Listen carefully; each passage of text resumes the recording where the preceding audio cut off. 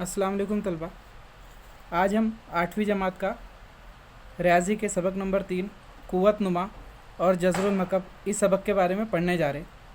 तो आइए सबसे पहले हम कुछ बुनियादी बातें सीख लेते जो कि गुज़िश्ता जमात में हम पढ़ चुके हैं। इस साल 2020-21 में आइए ज़रा याद करें, इस हिस्सों को हज़्फ़ किया जा चुका है, लेकिन ये सारी बुनियादी चीज़ें इसलिए हमें समझना ज़रूरी है। तो हम क़ुव्वत नुमा के बुनियादी उसूल को पहले समझ लेते हैं। तो आइए बच्चे गौर करें कि यहाँ पे कुछ मालूमात दी है कि गुज़िश्ता जमात में हम इन क़ुव्वत नुमा और इनके उसूलों का मुताला कर चुके हैं। तो कौन सी कीमत है वो 2 ज़रब 2 ज़रब 2 ज़रब 2। इस 2 को 5 मरतबा ज़रब किया गया है। इस ज़रबी सूरत में दिए हुए अदद को मुख्तसरन 2 की 5 क़ुव्वत लिखते हैं। ये हम जानते हैं कि किसी अदद को अगर हम 2 मरतबा ज़रब करते तो वो उसकी दूसरी क़ुव्वत हो जाता है, 3 मरतबा ज़रब करते तो तीसरी क़ुव्वत हो जाता है। जैसे यहाँ 2 को 5 मरतबा ज़रब किया गया, इसलिए 2 की 5वीं क़ुव्वत लिख सकते हैं। यहाँ 2 असास है, इसको हम असास कहते हैं, इंग्लिश में बेस कहते हैं, और 5 क़ुव्वत नुमा है। 5 क्या है इसका, ये असास है और ये क़ुव्वत नुमा है, पावर है। तो 2 की 5 क़ुव्वत ये क़ुव्वत नुमाई सूरत होगी। आइए बच्चों, अगर हम m और n 2 सही अदद का इस्तेमाल करें तो क़ुव्वत नुमा के चंद उसूल दिए हुए इसे हम दोहरा लेते हैं। तो आगे बढ़ने से पहले हम समझ लें कि अगर 2 अदद जिनके असास यकसा हो, जिनके बेस एक जैसे हो, जैसे यहाँ पर दिया हुआ है a की m क़ुव्वत, देखिए बच्चों यहाँ पे a की m क़ुव्वत ज़रब a की n क़ुव्वत। अगर 2 अदद के असास यकसा हो और उनके दरमियान में ज़रब का अमल हो तो उनका जो हासिल ज़रब आएगा असास वही होगा और उनके क़ुव्वतों की जमा होगी। ए ज़रब ए की m क़ुव्वत ज़रब ए की n क़ुव्वत, इनका हासिल ज़रब आएगा वही असास a और क़ुव्वतों की जमा m + n क़ुव्वत। तो दूसरा उसूल देखते हैं तकसीम का अमल। a की m क़ुव्वत तकसीम a की n क़ुव्वत, अगर इस तरह का अमल हो तो यहाँ पर क़ुव्वतों में तफरीक होगी। m क़ुव्वत में से n क़ुव्वत को तफरीक करना है। जो नसब नुमा में बटे में जो क़ुव्वत होती है वह शुमार कुनिंदा ऊपर जो न्यूमरेटर होता है उसकी क़ुव्वत से तफरीक करना होती है अगर मज़बूत हो तो। तीसरा जो अमल है a ज़रब b, यहाँ 2 मुख्तलिफ असास है a ज़रब b कौस की m क़ुव्वत। इस तरह का अगर अमल हो तो ये क़ुव्वत दोनों असास की क़ुव्वत होती है और अमल दोनों असासों के दरमियान ज़रब का होगा। जैसे कि यहाँ बताया गया है a ज़रब a कौस की m क़ुव्वत, ये a की m क़ुव्वत ज़रब b की m क़ुव्वत के मसावी होगा। और उसी तरह एक जो उसूल आपको हमेशा याद रखना है बच्चों, आगे भी आपको 11वीं 12वीं आगे आप तालीम हासिल करोगे तो ये उसूल बहुत ज़रूरी है कि अगर किसी गैर सिफ़र अदद की क़ुव्वत सिफ़र हो, गैर सिफ़र ध्यान रहे, सिफ़र नहीं होना चाहिए अदद, किसी गैर सिफ़र अदद की क़ुव्वत सिफ़र हो तो उसकी कीमत 1 होती है। तो ये भी एक क़ुव्वत नुमा का उसूल है। अभी देखिए नया जो 5वां उसूल है a की नफ़ी m क़ुव्वत, a असास है उसकी क़ुव्वत नफ़ी m है। अगर हम इसे माकूस में लिखते हैं, माकूस मतलब अक्स में बटे में, किसके 1 के बटे में, अगर हम इसे लिखते 1/m तो यहाँ जो क़ुव्वत की निशानी है मनफी है तो बटे में आके मज़बूत हो जाएगी, यानी सिर्फ निशानी तब्दील होगी क़ुव्वत की, असास की नहीं।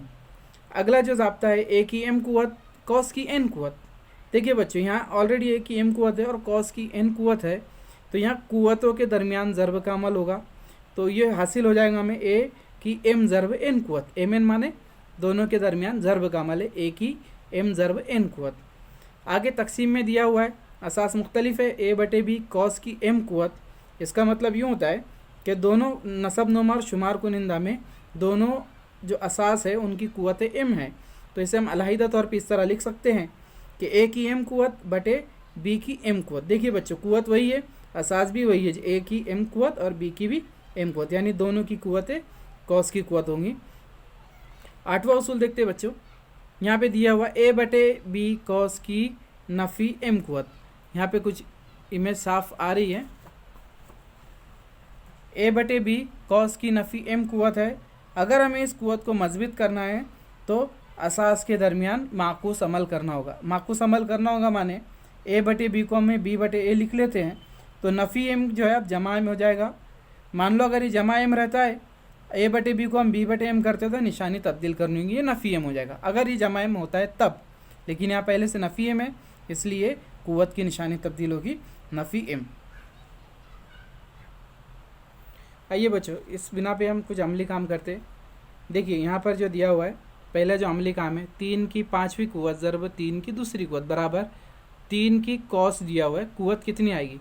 तो हम जानते हैं असास एक जैसे है, दोनों में कुव्वतों का ज़रब, दोनों के दरमियान ज़रब का अमल है, तो जाहिर सी बात है 5 और 2 ये जो दोनों कुव्वत हैं इनके दरमियान जमा का अमल होगा इस उसूल के मुताबिक, m जमा n। एक ही m कुव्वत ज़रब एक ही n कुव्वत है तो कुव्वतों की जमा होगी, तो जाहिर सी बात है 5 और 2 की जमा होगी और जवाब आएगा 7। उसी तरह दूसरा जो अमली काम है, 3 की 7 कुव्वत तकसीम 3 की 9 कुव्वत, 3 की 7 कुव्वत तकसीम 3 की 9 कुव्वत। तब जो दूसरा अमल है एक ही m कुव्वत बटे एक ही n कुव्वत, तो यहाँ जो शुमार कुनिंदा में उसकी कुव्वत में से नसब नुमा वाली कुव्वत नफ़ी होगी, ऊपर वाले में से नीचे वाली कुव्वत नफ़ी होगी। तो यहाँ पर 7 में से 9 को तफरीक करना है, 7 में से 9 तफरीक किए तो हासिल आएगा नफ़ी 2। अब जो तीसरी मिसाल है, 3 की चौथी कुव्वत कॉस की पाँचवीं कुव्वत, तब दोनों कुव्वतों के दरमियान ज़रब का अमल है, तो इसके लिए 4 और 5 के दरमियान ज़रब का अमल होगा, 4 पंचे 20। अगली जो अमली काम है, 5 की नफ़ी 3 कुव्वत बराबर 1/5 की कॉस दिया हुआ है। अब देखिए यहाँ पे माकूस अमल किया गया है, कसर असास वही है तो कुव्वत की निशानी बदलेंगी, यहाँ नफ़ी 3 यहाँ पर आकर हो जाएगा जमा 3। उसी तरह 5 गैर सिफर अदद है, 5 की सिफर कुव्वत, किसी भी गैर सिफर अदद की अगर कुव्वत सिफर हो तो 1 हो जाता, हमने ऊपर उसूल में देखा है यहाँ पर तो उसी का इस्तेमाल किया गया। अगली जो अमली काम है, 5 ज़रब 7 कॉस की 2 कुव्वत, अब ये दोनों के दरमियान ज़रब का अमल कॉस की 2 कुव्वत है, तो दोनों कुव्वत 5 और 7 के लिए भी होगी, तो 5 की 2 कुव्वत ज़रब 7 की 2 कुव्वत, 5/7 बराबर 5/7 कॉस की 3 कुव्वत बराबर कॉस की, यहाँ पे ब्लैंक खाली जगह दी हुई है, उसकी तीसरी कुव्वत बटे खाली जगह की तीसरी कुव्वत। अब जाहिर सी बात है 5/7 कॉस की तीसरी कुव्वत है, तो तीसरी कुव्वत 5 के लिए भी है और 7 के लिए भी है। तो आइए बच्चों, ये हमने कुव्वत नुमा का उसूल देखा। आगे हम जज़र देखेंगे कि किसी अदद का कितनावा जज़र या जज़रुल मकब लेना है, 8वां जज़र, इस चीज़ को हम मश्क़ी सेट 3.1 में हल करेंगे।